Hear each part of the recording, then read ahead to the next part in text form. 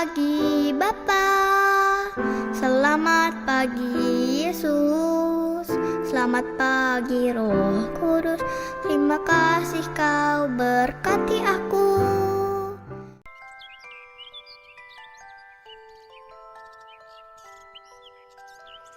Halo teman-teman, saya merindukanmu. Kita saling mendoakan ya.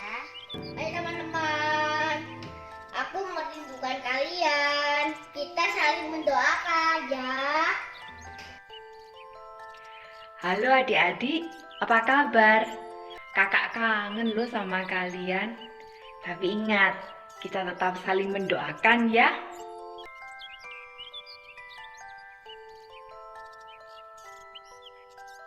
Teman, aku sangat merindukan kalian.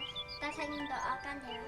Tuhan lindungi kami dan berikan kami kesehatan. Dalam nama Tuhan Yesus, kami sudah berdoa. Haleluya, amin.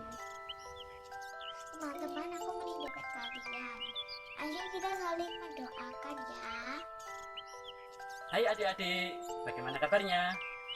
Kak Win sudah lama loh gak ketemu kalian. Kak Win kangen sama kalian. Kita saling mendoakan yuk.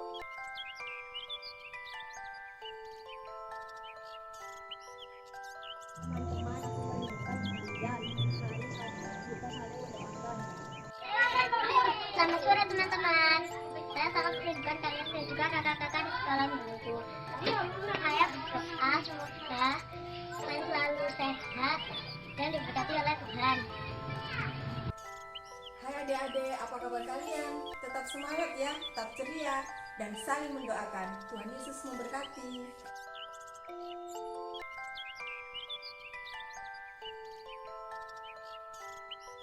Teman-teman, aku merindukan kalian.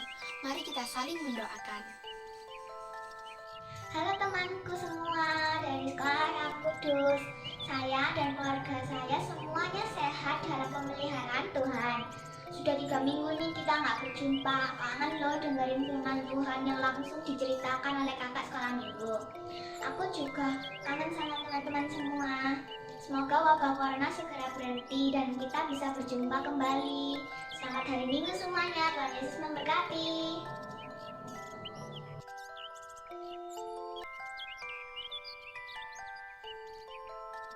Teman-teman, aku merindukan kalian. Mari kita saling mendoakan.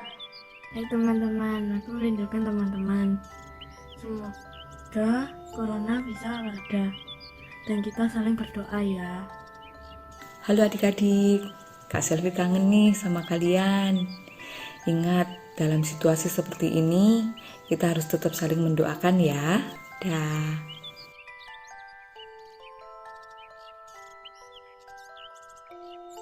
Teman, apa kabar? Aku merindukan kalian loh. Mari kita saling mendoakan supaya tetap sehat dan mari kita belajar dengan baik untuk menghadapi ujian. Sampai jumpa. Ke pasar membeli duku, jangan lupa langsung dimakan. Meski kita nggak ketemu, tetap sehat di dalam Tuhan. Meskipun kalian harus tinggal di rumah, jangan lupa untuk tetap setia, berdoa, belajar, dan yang penting membaca firman Tuhan. Oke?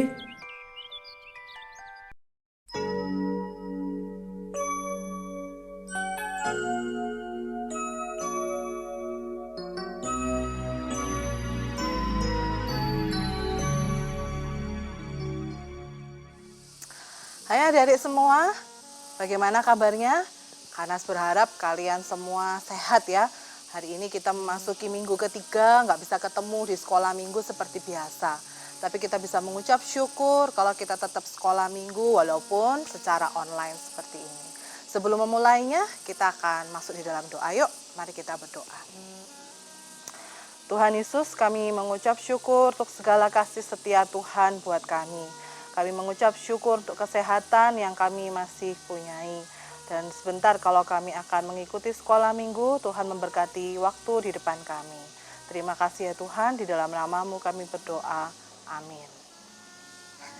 Nah, selama 3 minggu ya, 3 minggu di rumah saja, bagaimana perasaan kalian? Mungkin ada yang bilang bosen, ada yang bilang capek, tugasnya banyak, lebih sulit, gak ketemu guru, kangen teman-teman. Mungkin begitu banyak hal-hal yang menjadi komplain kita. Tapi ada nggak hal-hal yang kalian syukuri? Yang hal-hal yang positif yang bisa kalian nikmati ketika kalian berada di rumah? Coba sebutkan.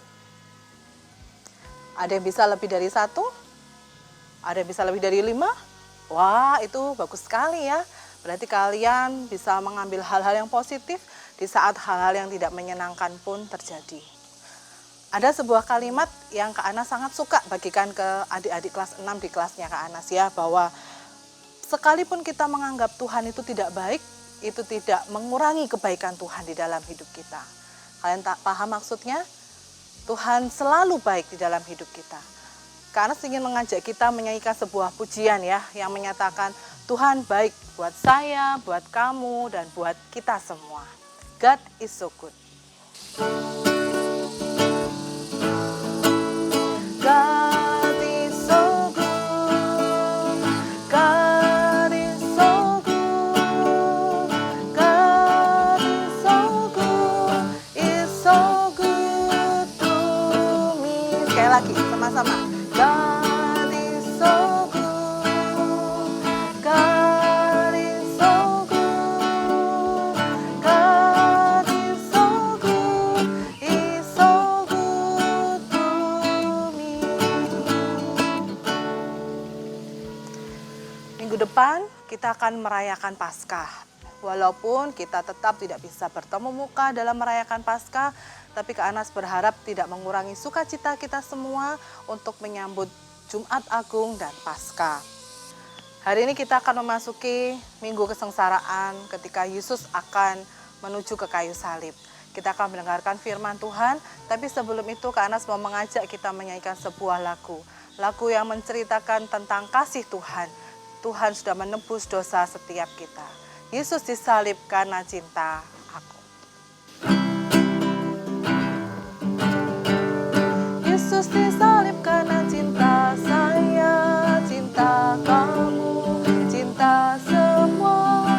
Yesus disalib karena cinta saya, dosa ditebusnya. Sekali lagi. Yesus disalib karena cinta saya, cinta kamu, cinta semua. Yesus disalib karena cinta saya, dosa ditebusnya. Mari kita akan masuk di dalam doa. Tuhan, sebentar kami akan mendengar firman Tuhan. Kiranya Tuhan yang memberikan kami konsentrasi yang baik, memberikan hati yang boleh terbuka untuk mendengar firman Tuhan. Berkati waktu di depan kami, hanya di dalam nama Tuhan Yesus kami mengucap syukur. Amin. Adik-adik pernah nggak diundang makan malam bersama-sama? Papa, mama, atau teman, ada pesta. Wah, bagaimana perasaan kalian? Senang atau excited? Wah, pasti senang ya. Tetapi ada sebuah cerita makan malam yang berbeda di Alkitab. Mari kita sama-sama membuka dari Matius 26 ayat yang ke-17 sampai 46. Karena saya akan menceritakan bagian ini, kalian bisa mengikutinya di dalam Alkitab kalian masing-masing. Tuhan Yesus dan murid-muridnya hendak merayakan Paskah. Murid-murid mempersiapkan semuanya untuk perjamuan Paskah. Roti dan anggur dihidangkan di atas meja. Pada waktu makan, Tuhan Yesus berkata, Aku mau mengatakan sesuatu kepada kalian. Seorang dari kalian akan mengkhianati aku. Dan mereka bertanya-tanya, Tuhan, siapakah itu? Tuhan menjawab, Dialah yang kepadanya akan kuberikan roti. Kemudian Tuhan mengambil roti, lalu mengucap syukur kepada Allah untuk makanan itu. Dia membelah-belah roti dan membagi-bagikannya. Dia berkata, Ambillah roti ini dan makanlah. Ini tubuhku, beginilah kuberikan nyawaku untuk kalian. Dia mengambil cawan anggur dan mengucap syukur kepada Allah. Lalu ia memberikan cawan anggur itu kepada murid-muridnya. Dia berkata, Ambillah cawan ini dan minumlah. Ini darahku, beginilah kuberikan nyawaku untuk kalian. Sekarang dosa-dosamu diampuni. Sekarang kalian benar-benar menjadi keluarga Allah. Sesudah berkata demikian, Tuhan memberikannya kepada Yudas anak Simon Iskariot. Yesus berkata kepadanya, "Apa yang hendak kamu perbuat, perbuatlah dengan segera." Tetapi tidak ada satupun di antara para murid yang mengerti maksud Yesus. Ternyata makan malam hari itu bukan makan malam biasa. Tuhan Yesus sedang memberitahukan tentang kematiannya kepada murid-muridnya.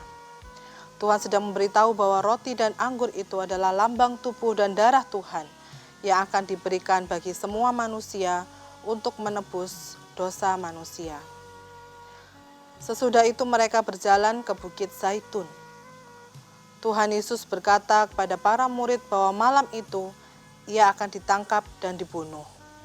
Petrus berjanji tidak akan meninggalkan Yesus. Tetapi Yesus menjawab, "Malam ini juga, sebelum ayam berkokok, engkau 3 kali mengingkari aku." Ketika sampai di Taman Getsemani, Tuhan Yesus menyuruh murid-murid duduk di sana. Hanya Petrus, Yohanes, dan Yakobus bersama-sama Tuhan untuk lebih dekat.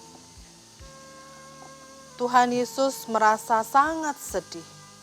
Dia berdoa kepada Bapa di surga meminta agar jikalau sekiranya mungkin, biarlah penderitaan itu dilalukan daripadanya. Setelah mengucapkan doa, Tuhan Yesus kembali kepada ketiga muridnya. Namun apa yang terjadi? Ketika muridnya tertidur dengan pulas, Tuhan berkata kepada Petrus agar ia berjaga-jaga dan berdoa. Lalu Tuhan Yesus berdoa kembali dan meminta agar kehendak dan keinginan Bapa saja yang terjadi. Tuhan Yesus berdoa dengan penuh kesungguhan. Tetapi lihatlah, murid-muridnya masih juga tertidur. Untuk ketiga kalinya, Tuhan Yesus mengucapkan doa yang sama. Ia menyerahkan semua keinginannya kepada Bapa di surga. Ini adalah ketaatan Tuhan Yesus kepada kehendak Bapa. Setelah selesai berdoa, datanglah Yudas Iskariot bersama dengan serombongan orang membawa senjata untuk menangkap Yesus. Petrus mau membela Tuhan Yesus. Ia menghunus pedangnya dan memotong telinga hamba imam besar. Namun Tuhan Yesus menegur Petrus. Dia tidak melawan rombongan orang yang hendak menangkapnya. Ia menyerahkan diri dan malam itu ia diadili untuk menerima hukuman. Adik-adik, pernah nggak kalau kalian mau jatuh, kalian tahu dulu kapan kalian jatuh? Atau kalian kalau mau celaka, kalian sudah tahu kapan kalian akan celaka? Tentu tidak pernah ya.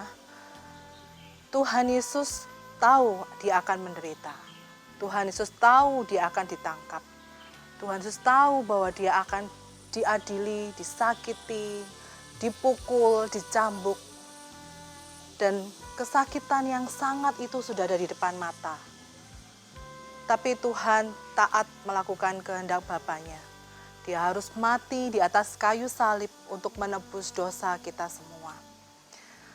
Adik-adik, Kak Anas ingin dalam minggu-minggu ke depan ini kita mengingat tentang kasih Tuhan buat setiap kita. Tuhan yang tidak bersalah, dia harus menebus dosa setiap kita. Biar kita menghargai kasih Tuhan, kita boleh terus mengucap syukur atas penyertaan Tuhan. Kita mengucap syukur untuk kasih Tuhan yang begitu besar buat setiap kita. Mari kita bersama-sama menghafal ayat hafalan yang terambil dari Markus 10 ayat 45. Karena anak manusia juga datang bukan untuk dilayani, melainkan untuk melayani dan untuk memberikan nyawanya menjadi tebusan bagi banyak orang. Kita nanti ulang lagi ya. Markus 10 ayat 45. Karena anak manusia juga datang bukan untuk dilayani, melainkan untuk melayani dan untuk memberikan nyawanya menjadi tebusan bagi banyak orang. Selesai sekolah minggu kita pada hari ini, mari kita bersama-sama masuk di dalam doa. Tuhan, kami mengucap syukur atas cinta Tuhan kepada setiap kami. Kami mengucap syukur untuk penebusan dosa yang Tuhan lakukan atas kami. Tuhan, ajarkan kami untuk boleh terus mengingat kebaikan Tuhan dalam hidup kami. Dan kami boleh hidup seturut dengan kehendak Tuhan. Kami boleh hidup menyenangkan hati Tuhan. Terima kasih ya Bapa. Di dalam nama Tuhan Yesus kami mengucap syukur dan berdoa. Amin.